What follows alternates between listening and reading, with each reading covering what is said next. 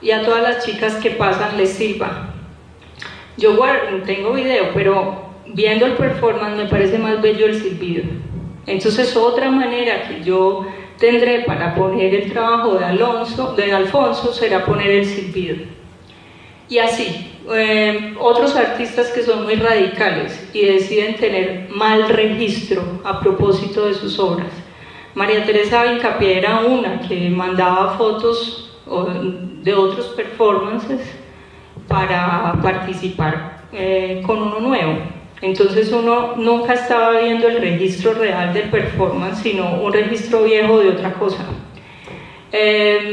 Performeros de Cali que, por ejemplo, han demandado a Elena Producciones por haber hecho registro, porque ellos expresamente cuando se presentaron dijeron: no puede haber registro de mi obra, ¿sí?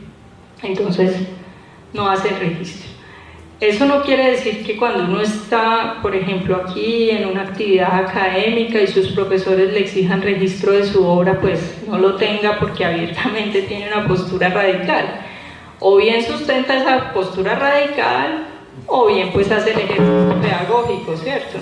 Pero claro que si uno quiere estar metido en algún sistema, en este o en el de las becas de creación o en exposiciones o en fin, pues tendrá que tener un registro como mínimo básico, pues para satisfacer esas preguntas. Pero los performeros que ya asumen una posición política con eso, uno de los lugares en los que tienen que pensar seriamente es en el registro. Una de las tesis de aquí de pregrado se basó en 4 ejemplos: mal registro, no registro, registro falso y registro por relato de sus obras. Él hizo sus obras en el trayecto del pregrado, pero se planteó eso: de una obra tiene mal registro, de otra obra no tiene registro, de otra obra tiene un registro falso, o sea, muestra un registro de otra cosa que no es, y de la cuarta lo que tiene es lo que la gente cuenta de la obra. Entonces todos esos problemas de registro son muy importantes a tener en cuenta, pues, en el arte de acción. Si tienen preguntas. Entonces abrimos el espacio para las preguntas. Muchas gracias, profesora, por su participación. A ver, Diego. Pues Natalia, a mí me alegra mucho tu trabajo y de verdad que me despierta cada vez más curiosidad poderlo conocer y saborear, pues, y poder disfrutar, porque realmente hay muy poco escrito y sistematizado en lo que hay de manifestaciones del arte contemporáneo, y eso sí sería pues una primicia muy, muy interesante y muy importante para nosotros, y creo que eso serviría tanto para arte visual como para teatro. La publicación sería para todos, sería pues una bienvenida. Me queda como dos inquietudes. Primero, los criterios para clasificar en actos rituales, políticos, abyectos. ¿De dónde viene esa clasificación? ¿Por qué llegaste a ella? Me parece como muy interesante poder conocer algo sobre eso. Y segundo, porque si el punto de partida era que no hay esa distancia entre performance, pues teatro y acción, ¿por qué incorporas en el trabajo tuyo lo que son manifestaciones de las Madres de Mayo, etc.? ¿Por qué no la fiesta y el carnaval? ¿Por qué quedaron excluidas ese tipo de manifestaciones? En cambio, estas más políticas, más graves, más existenciales, por llamarlos de alguna manera, sí tuvieron cabida, y lo otro que es la fiesta, el deseo, el placer, no entra en escena como un acto performático de acción y de artes vivas de la cultura colombiana. Ah, qué corchada, Diego, con eso. No, mentiras. Yo tengo 2 criterios. Uno, les voy a mostrar aquí de dónde salieron los criterios. Una herramienta metodológica grandísima para mi trabajo yo tenía, a mí me parecía que simplemente teniendo el material de todos esos performances, porque yo había asistido pues a los festivales de performance de Cali, tenía los registros, porque desde hace muchos años voy al Festival de Teatro de Manizales y al de Bogotá y tenía registros en vivo, porque había visto a María Teresa Hincapié en los salones nacionales. Yo tenía muchísimo material y pues yo pensaba que solamente por el privilegio de tenerlo ya tenía una tesis, ¿cierto? Y yo decía, pues es que, ¿cómo decía? A ver, muéstreme otro pues que tenga esos registros. Solamente tener ese archivo ya era para mí pues tener una investigación. Pero ahí no tenía nada, o sea, tenía un privilegio, sí, tenía esos archivos, pero realmente ahí no había una tesis ni había una investigación. Entonces una herramienta metodológica que fue la que me organizó a mí toda la tesis fue meter toda esa información en estos cuadros. Yo fui vaciando todo lo que tenía, todo. Fulano de tal, acción en tal época, se ganó tales y tales premios, se presentó en tal parte, se publicó en el periódico esto, y fui metiendo cada artista, artista por artista y obra por obra. Lo fui metiendo a ese cuadro. Cuando yo terminé esos cuadros, que eso se tomó más de un año de trabajo, cuando yo terminé esos cuadros me di cuenta de una cantidad de cosas en común que yo viendo ese material solo no había visto. Entonces yo empecé a ver que eran muchos los que hacían círculos, los que hacían espirales, que eran muchos los que caminaban despacio en escena, que no era María Teresa Hincapié, no, que eran muchos. Cuando digo muchos me refiero a más de 20, que eran muchos los que usaban harina, flores, materias orgánicas, que eran muchos los que vomitaban en escena, que eran muchos los que trabajaban pues con materias del cuerpo. Bueno, me empecé a dar cuenta de esos muchos, cuáles eran de los años 90, cuáles de los 2000. Entonces empecé a consultar las actas de premiación y toda la política oficial. Entonces, ¿qué decía la política oficial? O sea, en los años en que María Teresa Hincapié se ganó todo el tiempo el Salón Nacional, todo el tiempo se lo ganó María Teresa Hincapié con acciones. Entonces me voy a leer las políticas. ¿Qué era para el Salón Nacional Performance? ¿Por qué premiaban a María Teresa Hincapié? Entonces, ¿cómo eso se fue constituyendo en un canon estético?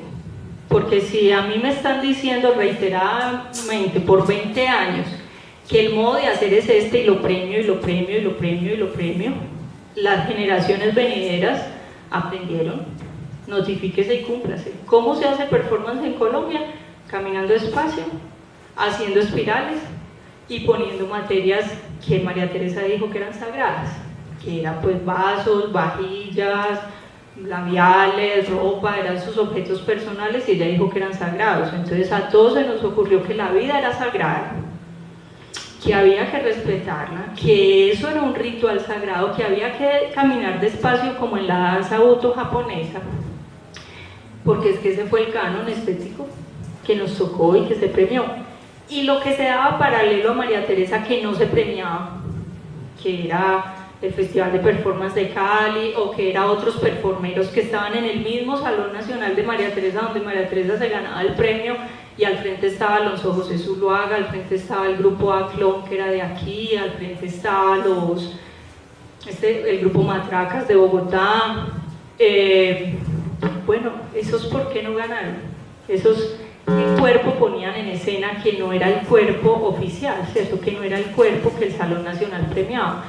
Entonces yo todo eso me empecé a dar cuenta fue en los cuadros, con los cuadros, y esos fueron los criterios y las unidades de análisis de selección, porque entonces yo empecé a darme cuenta, a encontrar los modos de hacer ahí, a darme cuenta cuántos bordaban y tejían, cuántos se enguacalaban, cuántos se autoagredían, cuántos, bueno, y entonces así tipifiqué los modos de hacer, y los actos, dándome cuenta esos modos de hacer a qué se correspondían. Entonces, por ejemplo, el modo de hacer de María Teresa, hincapié de los rituales, el de los círculos sagrados, son modos de hacer rituales, son muy heredados de la danza buto japonesa, son muy heredados de la idea de volver al origen, de volver a la madre, de volver al útero, de volver al ritual.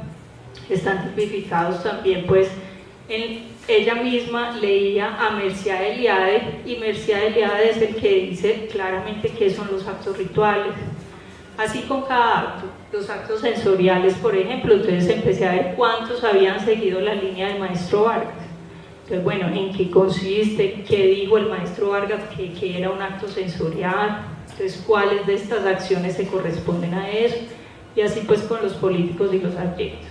Esa para la primera pregunta. Para la segunda pregunta del carnaval y del juego, yo tuve que tener unos criterios como de marco, pues, para ir acotando la tesis, para irla cerrando, porque se volvió una tesis de 30 años, casi 40, de investigación, entonces se volvió monumental, y yo cometí pues el error o la ingenuidad de decir en el título Arte de acción en Colombia, conexiones e influencias latinoamericanas, y la palabra latinoamericanas implica pues países y conocer el fenómeno de más de 23 países. Entonces eso ya era una tesis que no terminaba, eso era monumental y yo tenía pues que acotar eso. Y entonces cuando yo empecé a ver ese fenómeno, más que la fiesta y el carnaval en el contexto latinoamericano, era muy importante en esos 40 años las acciones políticas, la implicación política de los fenómenos de arte de acción en el continente. El fenómeno argentino, chileno, uruguayo, brasilero era abiertamente político. No quiere decir que no haya fiesta y carnaval, pero en arte de acción su implicación era política. Entonces yo fui decantándome más por ahí, también por intereses particulares, también porque como performera me interesa mucho que se desarrolle esa línea política, también porque durante la investigación yo me fui cansando mucho de toda esta línea ritual. Yo decía, pero ¿cuántos más performeros en el país en esto? O sea, es como si este no vio al anterior, no vio al que lo sucedió, es como si Edwin Jimeno no hubiera visto a María Teresa, es como si María Teresa pues no hubiera visto los trabajos de Beatriz Camargo. Entonces es como un desconocimiento tenaz y una repetición del mismo canon estético, que a mí me fue interesando dar más voz a los actos políticos y a esa orientación, pues, y la crítica que yo planteé en la tesis era una crítica al fenómeno del arte de acción en Colombia. Todo el fenómeno le decía un poco como, bueno, pues basta de misa, basta de estas alusiones mítico-fundantes y mítico-religiosas. ¿Qué ha pasado con nosotros en estos 40 años? ¿A dónde hemos estado mirando? ¿Cómo nos hemos relacionado con el continente? Bueno, visto desde afuera, cuando yo empecé la tesis en Barcelona, a mí me parecía el fenómeno del arte de acción en Colombia maravilloso y pleno, pues rico, nutrido, lleno. Yo no encontraba pues otro fenómeno tan nutrido como el nuestro en el continente. Pero visto desde adentro, cuando yo volví a Colombia y empecé a cambiar esa tesis y a darle un giro, el lugar de enunciación fue muy importante. O sea, yo desde afuera veía que el fenómeno era muy rico, pero desde adentro me di cuenta que el fenómeno era muy pobre. Entonces yo aquí, ya estando en Colombia, dije, ¿qué es esto? ¿Cuántos años llevamos haciendo lo mismo? O sea, esto, ¿cómo no hemos visto el continente? O sea, yo empecé a darme cuenta de lo que pasaba en el continente estando en Colombia y hace muy poco.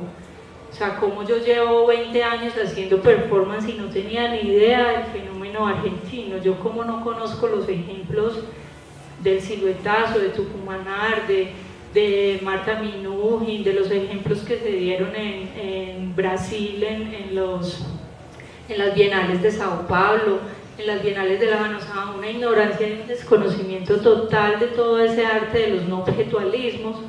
Yo me vine a enterar de eso en la tesis y ahora, pues ponle, no sé, 5 o 6 años.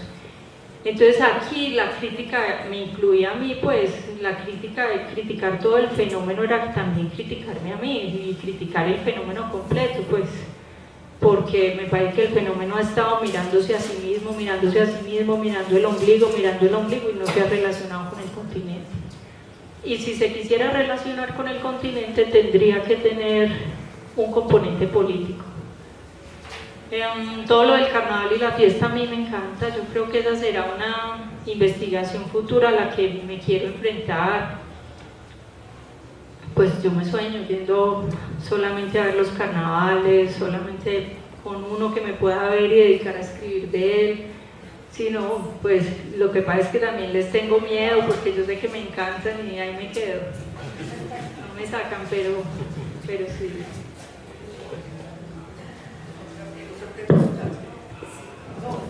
Me pareció interesantísimo el trabajo, realmente para mí desde el año que vengo me parece que también ofrece muchas perspectivas también metodológicas para pensar, digamos, formas de acción, ¿cierto? Muchas veces especialmente me interesan los actos pedagógicos.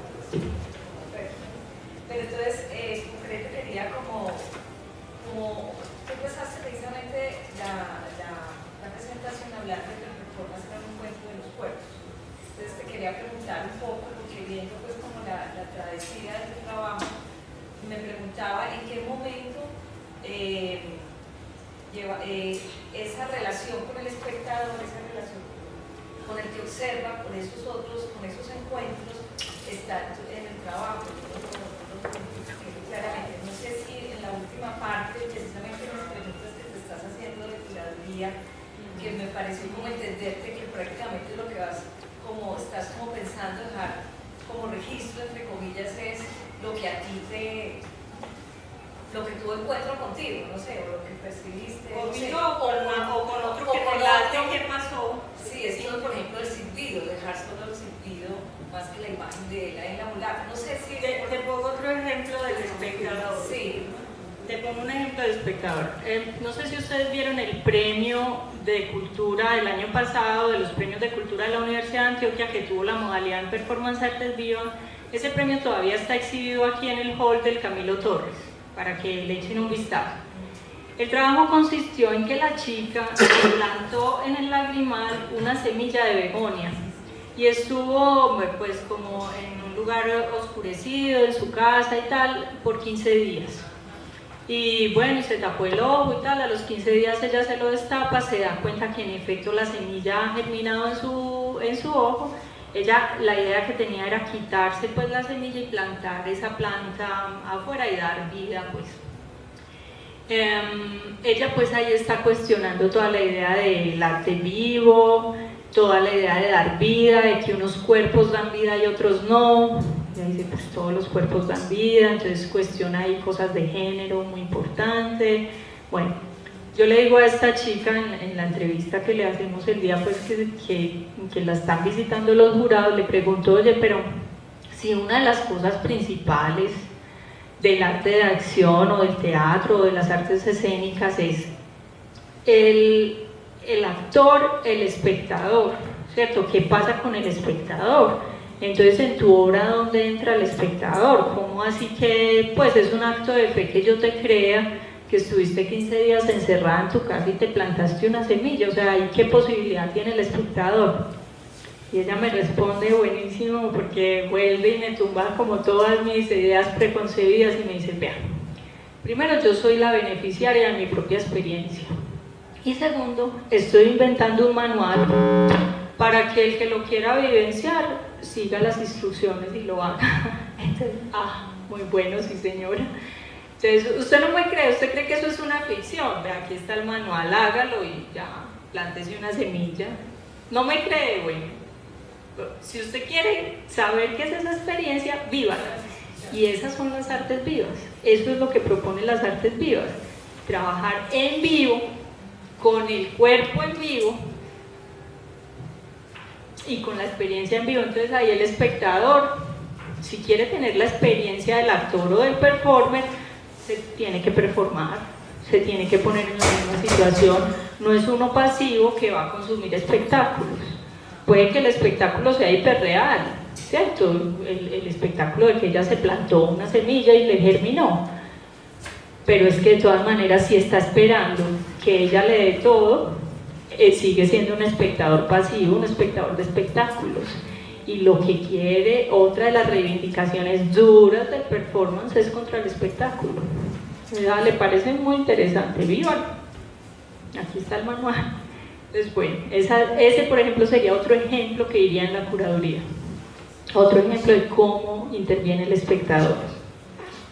Lo que pasa es que esa idea de que el espectador hace parte de la escena es una idea del teatro, es una idea grotowskiana. O sea, es Grotowski el que dice que no existe teatro si no existe espectador, actor y escenario. Pero si él tuviera que prescindir de alguno de esos, prescinde del espectador y prescinde del tapete pues o del escenario y se queda con el actor. Pero la gran interrogante que le hace el arte povera al arte pobre de Herzl y Grotowski, los artistas povera, pero los artistas plásticos, al teatro povera de Grotowski, es que le dicen, vea, ¿para qué actor? ¿Para qué espectador? Si lo más importante son los objetos, si los objetos son los que contienen memoria y los que tienen la dramaturgia. O sea, no es que una silla, no es que un actor se siente en una silla o que un director escriba en un papel una dramaturgia donde dice que ahora el actor entra y se sienta en la silla. No, es la silla la que contiene la acción y la que le dice al actor, siéntese.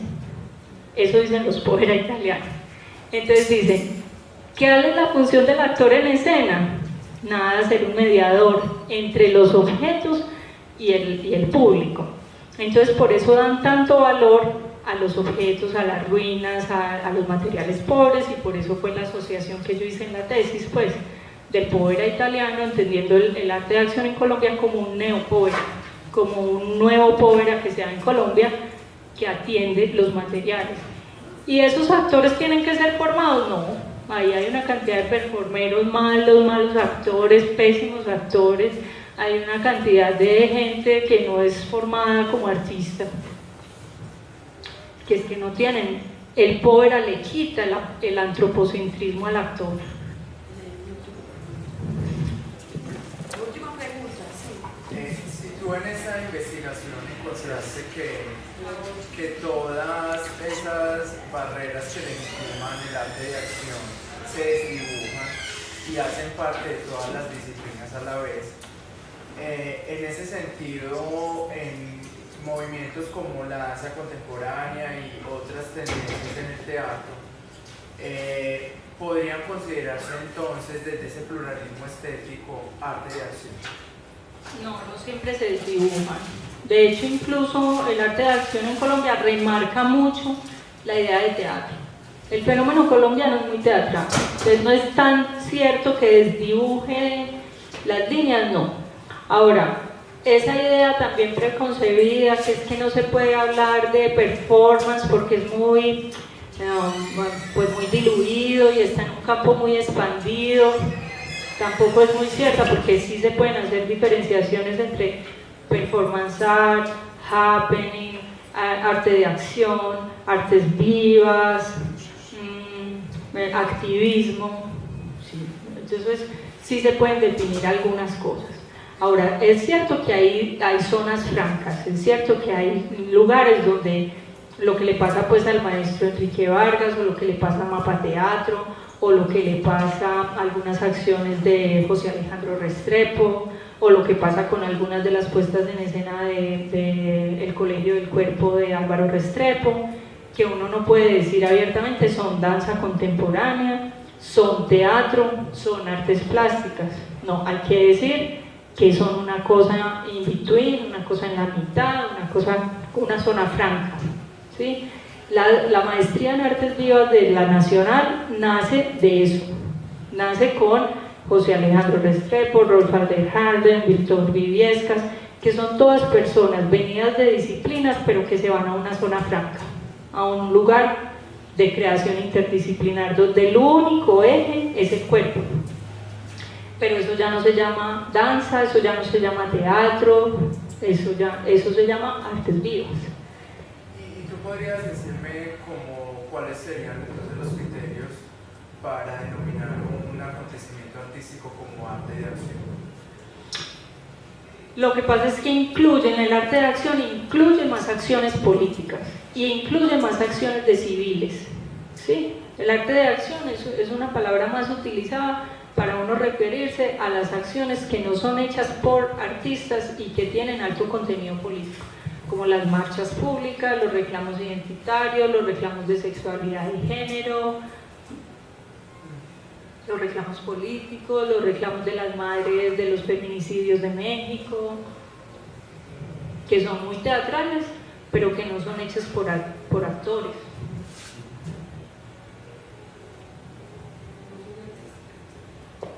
No son artísticas, se nutren mucho del arte. Pues sí, sí son artísticas. Aunque las legitimen artistas. Aunque las legitimen artistas. A veces, pero no hace falta. O sea, las madres de la Plaza de Mayo nunca llamaron a los artistas. Ni a los críticos. Ahí llegaron los artistas, ¿cierto? Y algunos artistas se vincularon a las luchas de la madre de la Plaza de Mayo, pero ni ellas los llamaron ni los necesitaban, ¿cierto? Se nutrieron y luego de ahí pudo salir una acción como las de Tucumán Arde o como las acciones como la acción del Cigüetazo, ¿cierto? Que tienen un gran impacto, pero de todas maneras las madres de Plaza de Mayo estaban haciendo sus reclamos y estaban haciendo sus expresiones. Las madres de aquí de la Candelaria, lo mismo ahora, están rodeadas de artistas, están muy llenas de artistas en este momento, pero hace 15 años, hace 20 años estaban solas y sin embargo cantaban, hacían parodias, hacían rosarios públicos, hacían procesiones. Ocupaban el espacio público. Ocupaban el espacio público sin necesidad de artistas. No quiere decir que sea malo o bueno que los artistas estén ahí, pero no quiere decir que las acciones de las madres de la Candelaria se legitimen dentro del arte porque llegaron los artistas. No, se le legitiman más, es como activismo, como espacio público, como arte político, ¿cierto? Porque se nutren del arte, pero autodidactas, con lo que saben hacer. Ellas mismas se construyen sus ropas, sus vestuarios, sus camisetas, sus pañoletas. Ellas mismas han hecho videos audiovisuales y videos documentales sin directores de arte. Ellas mismas prendiendo su cámara, contando su historia. Ellas mismas decoran estéticamente sus espacios. Y esta zona franca que tú llamas, ¿cómo podríamos llamarla? En Bogotá la llaman artes vivas, en la maestría de artes vivas. A mí me parece que esa nueva definición sirve, pues la de artes vivas es muy vigente, es digamos como la más actual. A mí me gusta arte de acción porque incluye pues a la gente de la calle, pero sí, sobre todo esas dos, arte de acción y artes vivas. Esa es como esa nueva zona ahí de creación. Ahí cabe de todo, ahí hay teatro sonoro, ahí hay teatro documental, cualquier variación que a ti se te ocurra con video performance, o sea, de ir de aquí a allá, de ir de un lugar disciplinar a otro. Toda esa zona es una zona muy experimental. ¿Tú eres de danza? Sí. ¿Y estás haciendo performance o otra cosa que no es danza o estás explorando por ahí? Sí, pero me queda como una inquietud y me parece entonces a la vez un poco peligroso como que estas disciplinas se fundamenten y se tutelen si en realidad no hay como unos criterios para yo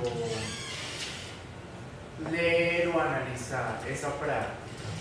No sé, hay mucho que leer, afortunadamente ya tienes bibliografía. O leer de una manera analítica el acontecimiento.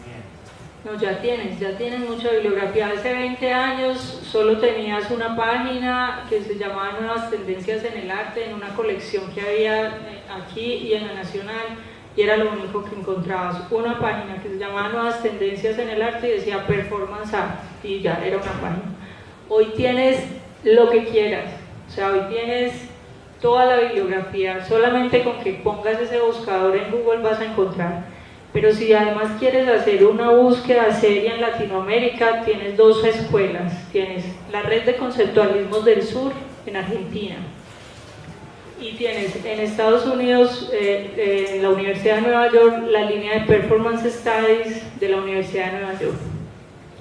Ellos son los que han tirado línea para toda Latinoamérica. ¿Y qué es eso? Performance Studies, estudios de performance.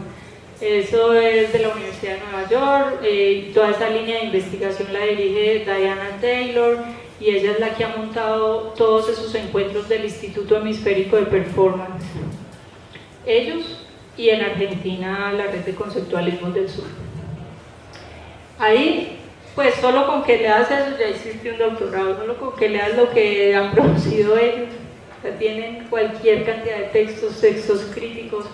Están revisando también de nuevo la historia latinoamericana. Bueno, aquí concluimos. Muchas gracias, de nuevo, Natalia, por tu participación.